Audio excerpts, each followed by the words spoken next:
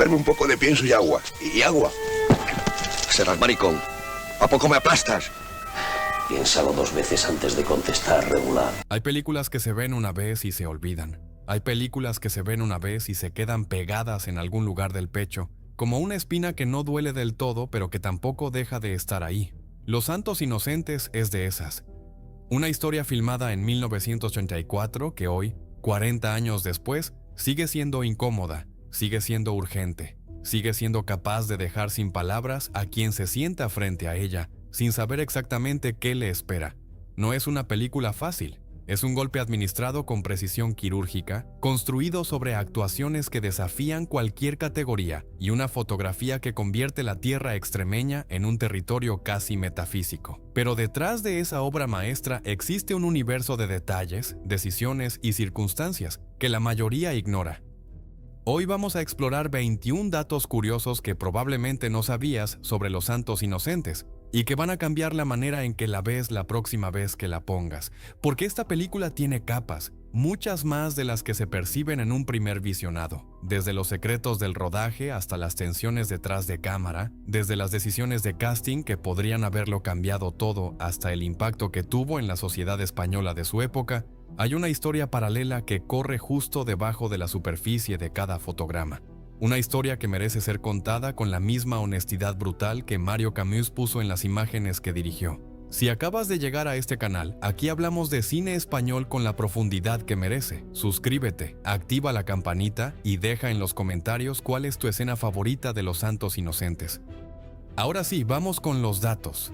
El primer dato tiene que ver con el origen literario de la película y con por qué Miguel Delibes tardó tanto en ver su novela adaptada al cine.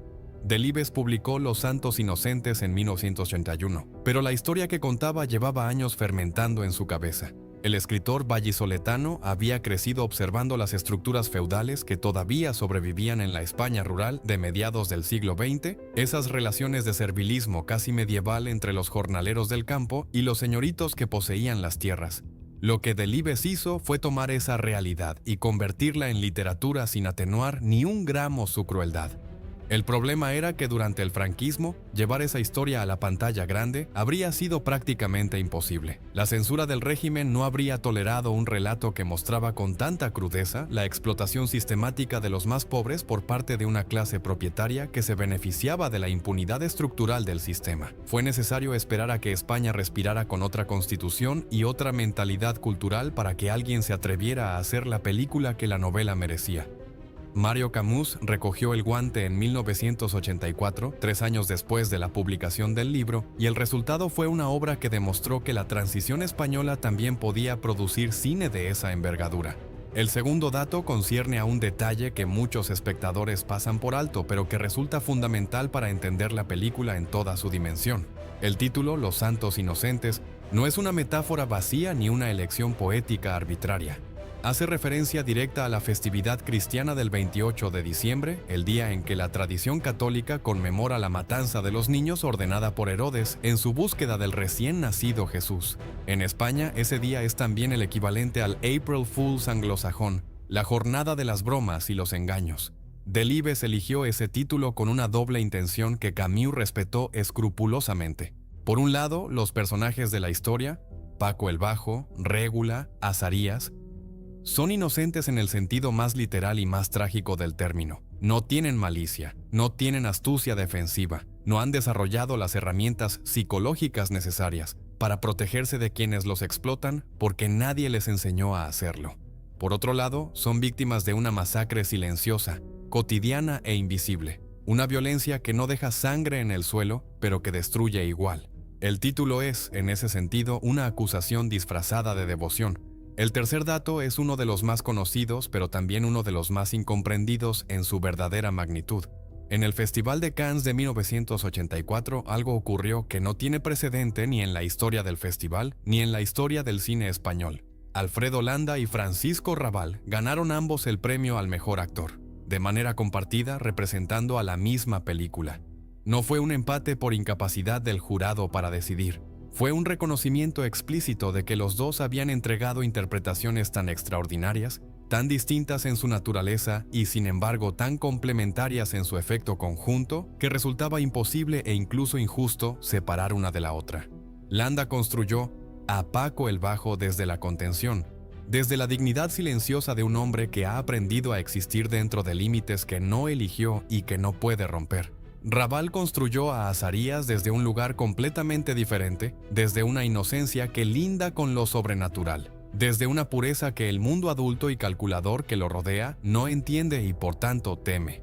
Que el jurado de Cannes decidiera premiarlos juntos fue una declaración sobre la naturaleza misma de la actuación, que hay interpretaciones que solo existen en relación con otra, que la grandeza de Landa requería la grandeza de Raval para revelarse completamente, y viceversa. El cuarto dato tiene que ver con el proceso de transformación personal que vivió Alfredo Landa para protagonizar esta película, y lo que eso significó para su carrera.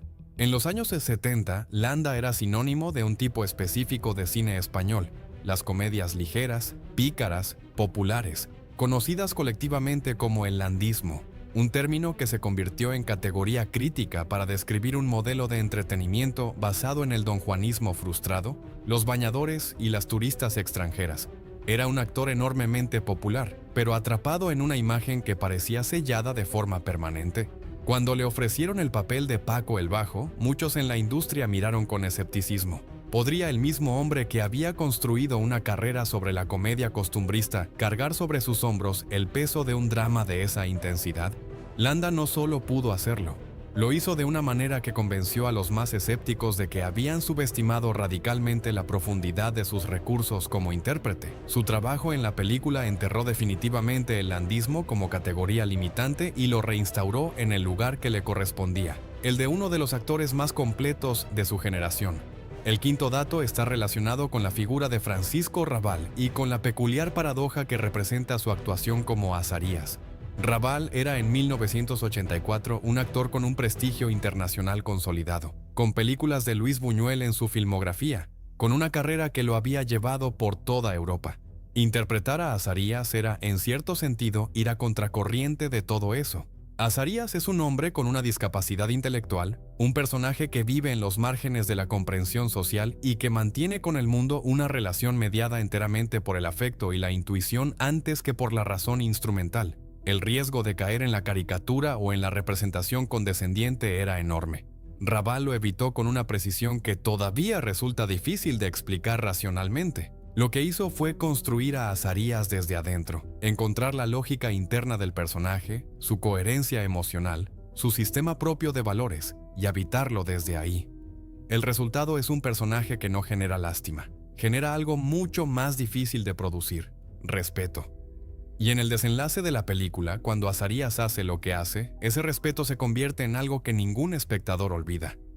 El sexto dato concierne al trabajo del director de fotografía Hans Burman y a las decisiones visuales que definieron la estética de la película. Burman, de origen alemán pero asentado en España desde los años 60, desarrolló junto a Camus un lenguaje visual deliberadamente austero. La Extremadura que vemos en la película no es la Extremadura luminosa y dorada de las fotografías turísticas. Es una tierra dura, seca, de colores desaturados, de sombras que caen pesadas sobre los cuerpos de quienes la trabajan.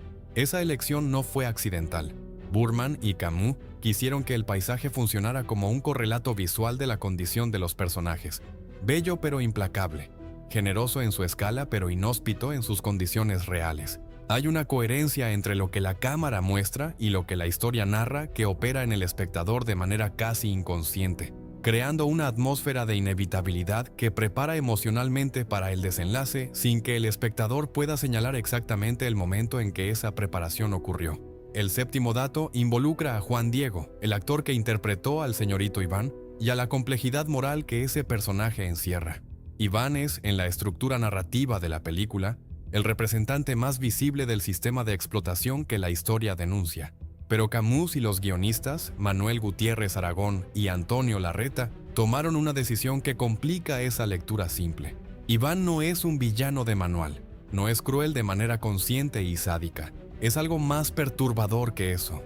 Es un hombre que genuinamente no percibe la desigualdad de la relación que mantiene con Paco y su familia porque esa desigualdad es para él el orden natural de las cosas. Su brutalidad es la brutalidad de quien nunca ha tenido que cuestionarse nada porque el sistema siempre ha funcionado a su favor.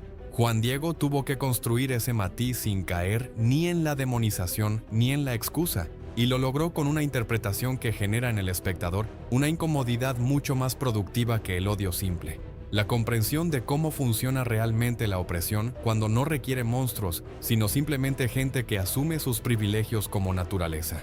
El octavo dato es menos conocido pero igualmente revelador. El rodaje se llevó a cabo en localizaciones reales de Extremadura, concretamente en la provincia de Cáceres, y esa decisión implicó trabajar en condiciones que pusieron a prueba a todo el equipo. El calor extremeño en verano alcanza temperaturas que hacen del trabajo físico una empresa agotadora, y las localizaciones no contaban con infraestructuras de producción, lo que significaba largas jornadas antes de rodar un solo fotograma. Pero Camus insistió en filmar en esos lugares porque entendía que ningún decorado artificial podría replicar la textura específica de esa tierra, ese cielo, esa luz. La autenticidad del entorno fue, en su concepción, inseparable de la autenticidad emocional que buscaba. Los resultados le dieron la razón. La Extremadura de la película no se parece a ningún decorado porque es, sencillamente, Extremadura. El noveno dato tiene que ver con Terele Pavés y con la invisibilidad histórica de su contribución a la película. Pavés interpretó a Régula, la esposa de Paco el Bajo, y construyó un personaje de una complejidad extraordinaria con medios expresivos deliberadamente limitados. Régula es una mujer que ha interiorizado tan profundamente su condición de subordinación que ya no la experimenta como sometimiento, sino como realidad. No es una víctima que lucha ni una rebelde que espera su momento. Es alguien que ha hecho las paces con una vida que nunca le preguntó qué quería, y esa aceptación no es resignación cobarde, sino supervivencia activa. Pavés transmitió todo eso sin grandes escenas de lucimiento, sin monólogos ni explosiones dramáticas, con la economía expresiva de quien entiende que los personajes de estas características no hablan de sus sentimientos porque nunca aprendieron que se podía hacer eso. Su trabajo fue tanto o más difícil que el de sus compañeros masculinos, y sin embargo históricamente ha recibido menos atención crítica. Esa omisión dice algo sobre los sesgos del análisis cinematográfico que merece ser señalado. El décimo dato concierne al impacto comercial de la película en España y a lo que ese impacto reveló sobre el estado del cine español de la época. Los Santos Inocentes fue un éxito de taquilla significativo en un momento en que el cine español atravesaba una de sus crisis de identidad recurrentes. La televisión había transformado los hábitos culturales, el público joven miraba hacia Hollywood y muchos directores españoles estaban batallando por encontrar el punto de equilibrio entre el rigor artístico y la comunicación con una audiencia amplia. Camus encontró ese equilibrio de una manera que sorprendió a muchos analistas. Hizo una película profundamente comprometida con su tiempo y su contexto sin sacrificar la accesibilidad emocional. El drama de Paco y su familia llegó a espectadores que no frecuentaban el cine de arte, porque tocaba algo universal: la dignidad herida, la injusticia sin nombre, el amor como única forma posible de resistencia cuando todo lo demás está cerrado. Ese éxito comercial fue también una declaración sobre lo que el público español estaba dispuesto a ver cuando el cine le hablaba con honestidad. El 11º dato es uno de los más fascinantes desde una perspectiva de historia del cine. Mario Camus no fue el único director que se interesó en la novela de Delibes. Hubo conversaciones preliminares con otros cineastas antes de que el proyecto llegara a sus manos, aunque los detalles de esas negociaciones nunca se han hecho completamente públicos. Lo que sí se sabe es que Camus llevaba años trabajando en adaptaciones literarias y que tenía una relación específica con la literatura de Delibes, una sensibilidad hacia su mundo narrativo que lo convertía en el candidato más natural. Camus había demostrado en trabajos anteriores que podía trasladar la complejidad de la prosa literaria al lenguaje visual sin simplificar ni traicionar los textos de origen. Esa capacidad fue determinante para que la productora Ganesh PC confiara en él con una historia que en manos equivocadas podría haber derivado fácilmente hacia el panfleto o la condescendencia sentimental. El dato número 12 está relacionado con la banda sonora de Paco de Lucía y con cómo esa elección transformó por completo la experiencia emocional de la película. Usar el flamenco de Paco de Lucía para acompañar imágenes de la España rural de los años 60 era una decisión que podría haber resultado obvia o incluso folclórica. En la práctica resultó todo lo contrario. La música de Paco de Lucía en la película no ilustra ni decora, opera en paralelo a las imágenes, creando una capa emocional que amplifica sin explicar, que subraya sin subrayar. Hay algo en el sonido de su guitarra que captura perfectamente la tensión entre la belleza y la dureza que define el mundo que la película retrata. No es una música de lamento ni de celebración. Es una música de existencia, de estar en el mundo de una manera que incluye el dolor sin reducirse a él. La colaboración entre Camus y Paco de Lucía fue una de esas coincidencias afortunadas que solo se explican por la capacidad de dos artistas muy distintos para reconocer en el trabajo del otro algo que complementa el propio. El dato número 13 concierne a uno de los aspectos más debatidos de la película, su relación con el concepto de tragedia clásica y la manera en que el desenlace resuena con estructuras narrativas que preceden al cine en varios milenios. Azarías mata al señorito Iván. Ese es el hecho desnudo. Pero la manera en que ese acto está construido en la película lo convierte en algo mucho más complejo que un acto de venganza o de justicia poética. Azarías no mata por rabia consciente, no planifica, no calcula. Actúa desde el único lugar en que existe plenamente, el amor. El Milano Pichichi, el pájaro que Azarías ha criado con una devoción casi religiosa y que Iván mata sin más consecuencia que un momento de irritación, es el detonante de un acto que la película presenta sin juzgar. No hay música dramática, no hay ralentización enfática, no hay subrayado moral. Simplemente ocurre. Y en esa frialdad narrativa reside una de las decisiones más valientes de la película. Confiar en que el espectador es capaz de entender la dimensión moral de lo que acaba de ver sin que nadie se lo explique. El dato número 14 habla de la recepción crítica internacional y de la manera en que diferentes culturas procesaron su contenido. El premio de Cannes abrió puertas en festivales y circuitos de cine de autor de todo el mundo, pero la película generó debates que variaban según el contexto cultural del espectador. En países con tradiciones feudales similares, la historia fue leída como un documento histórico de inquietante familiaridad. En contextos anglosajones, fue recibida frecuentemente a través del marco del realismo social europeo, en comparación con el cine de Ken Loach o el neorrealismo italiano. En América Latina, donde las estructuras de servilismo agrario tienen sus propias historias, la película generó un reconocimiento más visceral. Esa capacidad de hablar a experiencias muy distintas sin perder su especificidad histórica es una de las marcas de las grandes obras. La universalidad no como abstracción, sino como profundización en lo particular.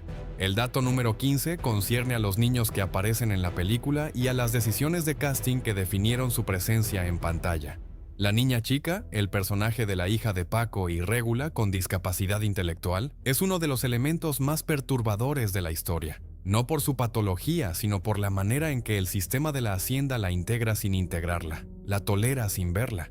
La actriz que la interpretó, Susana Sánchez, tenía una discapacidad real, y esa decisión de casting fue objeto de debate en su momento. Camus defendió la elección argumentando que ninguna actriz sin discapacidad podría haber replicado la autenticidad de lo que Sánchez aportaba al personaje y que hacerlo de otra manera habría sido precisamente el tipo de condescendencia que la película quería evitar.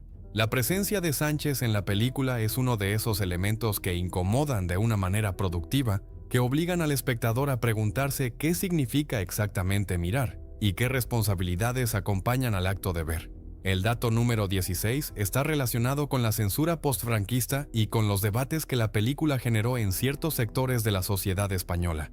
Aunque España era en 1984 una democracia constitucional, los ecos culturales del franquismo no habían desaparecido. Algunos sectores vinculados a la gran propiedad agraria reaccionaron con hostilidad. No hubo censura oficial, pero sí hubo presión social y mediática en determinados ambientes. Esa resistencia fue, paradójicamente, una confirmación de la efectividad del diagnóstico que la película hacía. Si las estructuras que describía hubieran sido realmente cosa del pasado, no habrían generado esa incomodidad defensiva en quienes se sentían interpelados por ellas. El hecho de que la película molestara a quien molestó fue una de sus formas de éxito más significativas. El dato número 17 tiene que ver con la dimensión lingüística de la novela de Delibes y con el desafío que planteó al guión cinematográfico. Delibes escribió la novela utilizando registros lingüísticos muy específicos, recreando el habla de los personajes con una precisión dialectal que era parte integral del retrato social que construía. El extremeño de Paco y Régula, con sus particularidades fonéticas y léxicas, no era simplemente un color local, sino una marca de clase, una señal de pertenencia a un estrato social definido en parte por su relación con el lenguaje culto y sus carencias en ese terreno. Trasladar ese matiz al cine sin que resultara ni caricaturesco ni ininteligible para una audiencia nacional fue uno de los trabajos más delicados del proceso de adaptación. Los actores y el equipo de dirección dedicaron tiempo considerable a trabajar esa dimensión lingüística, y el resultado es un habla que suena verdadera sin ser opaca, que marca la diferencia de clase sin convertirse en un chiste a costa de los personajes. El dato número 18 concierne a la estructura narrativa de la película y a una decisión formal que Camus tomó sobre cómo organizar el tiempo del relato. La novela de Delibes tiene una estructura fragmentada, con saltos temporales y cambios de perspectiva que el cine gestiona de manera diferente. Camus optó por una narrativa más lineal, pero sin sacrificar la complejidad de las relaciones entre personajes. Lo que hizo fue construir la historia como una acumulación, capas de cotidianidad que depositan en el espectador una comprensión progresiva de las dinámicas de poder, sin necesidad de explicarlas nunca de manera directa. Es un tipo de narración que requiere paciencia y que recompensa esa paciencia con una comprensión ganada antes que entregada. Esa estructura es también un retrato de cómo funciona la opresión cotidiana, no como un evento dramático único, sino como una acumulación de pequeñas humillaciones que solo resultan insoportables cuando se ven en conjunto. El dato número 19 es probablemente el más técnico de esta lista, pero no por eso el menos revelador. La película fue rodada en formato anamórfico, una elección con implicaciones visuales muy concretas. El formato anamórfico produce imágenes más anchas en relación a su altura, creando un encuadre que se presta naturalmente a la representación de paisajes y espacios abiertos. En el contexto de Los Santos Inocentes, esa amplitud horizontal tiene un efecto paradójico. La inmensidad del espacio que rodea a los personajes subraya su pequeñez dentro de él. La vastedad de la tierra que trabajan sin poseer. La desproporción entre el esfuerzo que invierten en ese paisaje y la porción de él que les pertenece.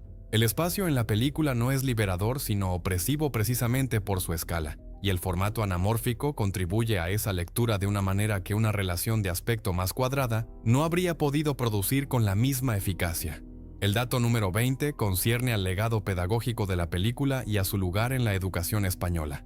Los Santos Inocentes forma parte del currículo de literatura y cine en muchas instituciones educativas, y esa presencia en las aulas ha creado un fenómeno curioso. Generaciones de estudiantes que se aproximan a la película habiendo leído antes la novela o habiendo recibido análisis críticos, lo que cambia la experiencia del primer visionado. Hay espectadores que llegan a la película sabiendo lo que Azarías hará al final y encuentran que ese conocimiento no amortigua el impacto emocional cuando el momento llega. Ese es uno de los indicadores más fiables de la calidad de una obra, que funcione incluso conociendo el desenlace, que la tensión que genera no dependa del suspenso informativo, sino de algo más profundo, más ligado a la empatía que al misterio. El dato número 21 es el más reciente en términos temporales y también el que habla de manera más directa sobre la permanencia de la película en la cultura contemporánea. En los últimos años, con el resurgimiento de los debates sobre la memoria histórica en España, sobre las estructuras de clase y sus continuidades, sobre la representación de los más vulnerables en la cultura popular, Los Santos Inocentes ha vuelto a aparecer en conversaciones que van mucho más allá del análisis cinematográfico. La película es citada en discusiones sobre desigualdad rural, sobre los límites de la democracia formal cuando las estructuras económicas profundas no cambian, sobre la relación entre representación artística y justicia social. Ese regreso de la película a la actualidad no es una coincidencia ni un accidente de la nostalgia. Es el síntoma de que lo que Delibes vio en la España rural de los años 60 y lo que Camus filmó en 1984 sigue siendo, en sus estructuras esenciales, una descripción pertinente de dinámicas que no han desaparecido sino que simplemente han cambiado de vestimenta. 40 años después de su estreno, Los Santos Inocentes sigue siendo incómoda, sigue siendo urgente. Sigue siendo capaz de provocar la misma mezcla de admiración y malestar que provocó en 1984. Eso no es herencia cultural ni respeto reverencial al pasado. Es la prueba de que algunas películas no envejecen porque no estaban hablando solo de su tiempo, sino del tiempo en que vivimos siempre que miramos hacia otro lado cuando debería hacernos incomodidad hacerlo. La película existe para que no miremos hacia otro lado. Y cada vez que alguien la ve y la discute y la lleva a sus conversaciones, Ese propósito se cumple una vez más.